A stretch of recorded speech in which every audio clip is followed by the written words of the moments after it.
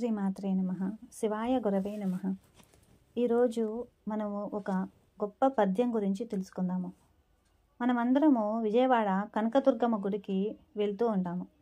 అక్కడ రాజద్వారంపై ఉండే ఒక పద్యం గురించి మీకు తెలుసా? ఎప్పుడైనా ఆ అర్థాన్ని తెలుసుకోవాలని కానీ, అది ఎవరు రాశారు అని కానీ తెలుసుకోవాలని అనుకున్నారా?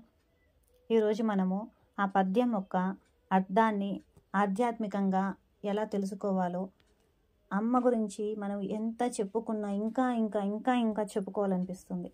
అసలు ఈ పద్యంలో ఉన్న అర్థాన్ని తెలుసుకుంటే మనసు ఎంత హాయిగా అనిపిస్తుందో మీరు ఒకసారి వినండి.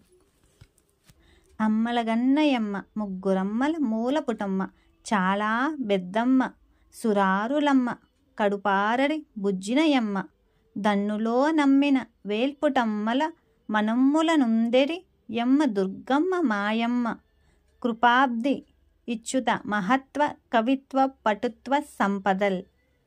ఎంత బాగుంది కదా. ఇప్పుడు ఈ పద్యానికి అర్థం చూద్దాం. విజయవాడ కనకదుర్గమ్మ తల్లి కోవెలలో ఇప్పటికీ రాజద్వారం మీద ఈ పద్యం రాసి ఉంటుంది. ఎవరైనా వెళ్ళినప్పుడు జాగ్రత్తగా ఒకసారి పరిశీలించండి.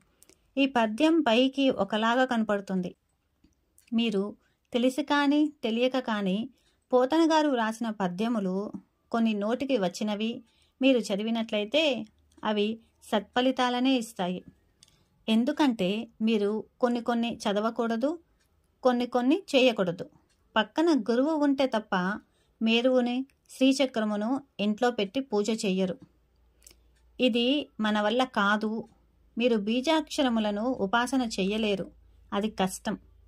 కానీ పోతన గారు ఈ దేశమునకు బహుకరించిన గొప్ప కానుక ఆయన రచించిన భాగవత పద్యములు. అమ్మలను కన్న దేవతా స్త్రీలైన వారి మనస్సుల యందు ఏ అమ్మవారు ఉన్నదో అటువంటి అమ్మని మహత్వ కవిత్వ పటుత్వ సంపదల్ ఈ నాలుగింటి కోసము నమస్కరిస్తున్నాను. అటువంటి దుర్గమ్మ మాయమ్మ ఆయన ఈ పద్యంలో చెప్పిన విషయములు. మీరు చెయ్యలేని ఒక చాలా కష్టమైన పనిని పోతన గారు చాలా తేలికగా మీకు ప్రమాదం లేని రీతిలో మీతో చేయించడానికి కని ఇటువంటి ప్రయోగం చేశారు. అమ్మలగన్నయమ్మ, అమ్మలని చెప్పబడ్డవారు ఎవరు? మనకి లలితా సహస్రనామంలో శ్రీమాత అనే నామంతో ప్రారంభమవుతుంది. శ్రీమాత అంటే సకారము, రకారము, ఈకారముల చేత సర్వ రజస్తమ గుణాధీసులైన బ్రహ్మశక్తి, విష్ణుశక్తి, రుద్రశక్తులైన రుద్రాణి, లక్ష్మీదేవి, సరస్వతీదేవి ఈ ముగ్గురికి అమ్మ. ఈ మూడు శక్తులను త్రిమూర్తులకు ఇచ్చినటువంటి పెద్దమ్మ. ఆ అమ్మ ఎవరు ఉన్నదో ఆ అమ్మ అంటే లలితా పరాభట్టారికా స్వరూపం. ఆ అమ్మవారికి దుర్గా స్వరూపమునకు భేదం లేదు. అందుకని అమ్మల గన్నయమ్మ ముగ్గురమ్మల మూలపుటమ్మ. ఆ ముగ్గురు అమ్మలే మనం మహాకాళి, మహాలక్ష్మి, మహాసరస్వతి స్వరూపములుగా కొలిచే తల్లులు. ఈ ముగ్గురమ్మల మూలపుటమ్మ చాలా పెద్దమ్మ. ఇది చాలా గమ్మత్తైన మాట. చాలా పెద్దమ్మ అనే మాటను సంస్కృతంలోకి తీసుకువెళితే మహాశక్తి, అండపిండ బ్రహ్మాండములంతటా నిండిపోయిన బ్రహ్మాండమైన శక్తి స్వరూపం. ఈ శక్తి స్వరూపిణి చిన్న పెద్ద భేదం లేకుండా సమస్త జీవరాశులలోనూ ఇమిడి ఉంది. అలా ఉండడం అనేదే మాతృత్వం. ఇది దయ. దీనినే సౌందర్యం అంటారు. దయకు సౌందర్యం అని పేరు. ఇది ప్రవహిస్తే సౌందర్య లహరి. అండపిండ బ్రహ్మాండములన్నిటినీ నిండిపోయి ఈ భూమిని తిప్పుతూ, లోకములన్నిటినీ తిప్పుతూ, ఇవన్నీ తిరగడానికి కారణమైన అమ్మవారు ఎవరో ఆ అమ్మ. సురారులమ్మ, కడుపారడి పుచ్చినయమ్మ. సురారి అనగా దేవతలకు శత్రువైన వాళ్ళమ్మ, అనగా దితి. తితి అయ్యో అని ఏడిచేటట్టుగా ఆవిడకు కడుపు కోసమును మిగిల్చింది. అంటే రాక్షసులు నశించడానికి కారణమైన అమ్మ. దేవతలలో శక్తిగా ఈమె ఉండబట్టే కదా రాక్షసులు మరణించారు. తన్నులో నమ్మిన వేల్పుటమ్మల మనమ్ముల నుండియమ్మ. ఇదొక గొప్ప మాట. అమ్మవారిని మనసులో నమ్ముకొని శక్తితో తిరుగుతున్న వారు ఎవరు?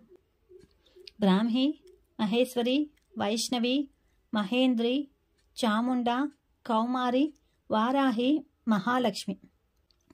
మనకి సంప్రదాయంలో అష్టమాతృకలు అని ఉన్నారు కదా, వాళ్ళని మనం 8 పేర్లతో పిలుస్తూ ఉంటాము. వాళ్ళే బ్రాహ్మి, మహేశ్వరి, వైష్ణవి, మహేంద్రి, చాముండ, కౌమారి, వారాహి, మహాలక్ష్మి.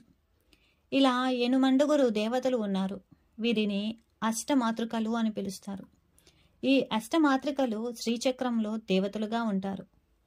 వీరు నిరంతరము అమ్మవారిని లోపల కొలుస్తూ అమ్మవారి వలన వచ్చిన శక్తిని పొంది మనని ఉద్ధరిస్తూ ఉంటారు.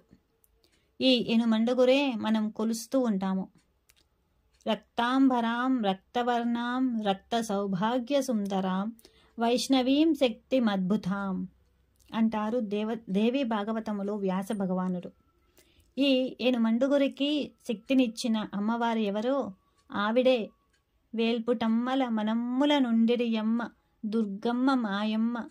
ఈ దుర్గమ్మ ఉన్నదే లలితా పరాభట్టారిక. ఆవిడ లలితా పరాభట్టారిక, ఆయమ్మ మాయమ్మ. మహత్వ, కవిత్వ, పటుత్వ సంపదలు. ఇప్పుడు ఆవిడ నాకు దయతో మహత్వ, కవిత్వ, పటుత్వ సంపదలను ఇవ్వాలి. నాకు అర్హత ఉన్నదని ఇవ్వనక్కరలేదు, దయతో ఇచ్చేయాలి. అమ్మవారికి శాక్తేయ ప్రణవములు అనే కొన్ని బీజాక్షరములు ఉన్నాయి. ఓం, ఐం, హ్రీం, శ్రీం, క్లీం, సౌహ్. ఈ 6 శాక్తేయ ప్రణవములు అని పిలుస్తారు. దానిని ఎలా పడితే అలా ఉపాసన చేయకూడదు. కాబట్టి బీజాక్షరములను అన్ని వేళలా ఉపాసన చేయలేము. ఇప్పుడు పోతన గారు ఒక గొప్ప ప్రయోగం చేశారు. మహత్వమునకు బీజాక్షరం ఓం, కవిత్వమునకు బీజాక్షరం ఐం, పటుత్వమునకు భువనేశ్వరి బీజాక్షరం హ్రీం, ఆ తర్వాత సంపదల్ అంటే లక్ష్మీదేవి బీజాక్షరం శ్రీం. ఇప్పుడు ఓం, ఐం, హ్రీం, శ్రీం. అమ్మలగన్నయమ్మ శ్రీమాత్రే నమః. మీరు ఇప్పుడు బీజాక్షరములతో అస్తమాను అలా అనడానికి వీలు లేదు. కానీ మీరు ఎక్కడ కూర్చున్నా, అది బస్సులో కానీ రైలులో కానీ, స్నానం చేయకుండా కూడా ఎక్కడ ఉన్నా కూడా అమ్మలగన్నయమ్మ ముగ్గురమ్మల మూలపుటమ్మ అంటున్నారనుకోండి. అప్పుడు మీరు మరో రూపములో ఓం, ఐం, హ్రీం, శ్రీం, శ్రీమాత్రే నమః, ఓం, ఐం, హ్రీం, శ్రీం, శ్రీమాత్రే నమః అనేస్తున్నారు. మీరు అస్తమాను అమ్మను తలుచుకున్నట్లే అవుతుంది. అప్పుడు అమ్మవారు చాలా తొందరగా మీకు పలుకుతుంది. అందుకే లలితా సహస్రం శ్రీమాత అంటూ అమ్మతనంతో ప్రారంభమవుతుంది. ఆవిడ రాజరాజేశ్వరి. ఆవిడ ముందు అమ్మ అమ్మ అనేసరికి ఆవిడ పొంగిపోతుంది. ఇన్ని మార్లు ఆ పద్యం ద్వారా అటు ఇటు అమ్మని మీరు పిలుస్తుంటే విసుక్కోవడం చేత కానీ ఆ దయాస్వరూపిణి అయిన అమ్మ మీ కోరికను తీరుస్తుంది. ఇప్పుడు మీరు ఓం, ఐం, హ్రీం, శ్రీం, శ్రీమాత్రే నమః అనలేకపోవచ్చు. కానీ అమ్మలగన్నయమ్మ ముగ్గురమ్మల మూలపుటమ్మ చాలా పెద్దమ్మ అనడానికి కష్టం లేదు కదా. ఈ విధంగా పోతన గారు శ్రీ విద్యా రహస్యములన్నిటినీ ఔపోసన పట్టి తెలుగు వారందరికీ ఒక మహత్తరమైన కానుకను బహుకరించిన మహాపురుషుడు. ఆయన ఒక ఋషి. అందుకని ఆ పద్యమును అనుగ్రహించారు. ఆ తల్లి అనుగ్రహం అందరికీ లభించాలని ప్రార్థిస్తూ సర్వే జనా సుఖినో భవంతు. శ్రీమాత్రే నమః. సర్వం శ్రీ లలితార్పణమస్తు.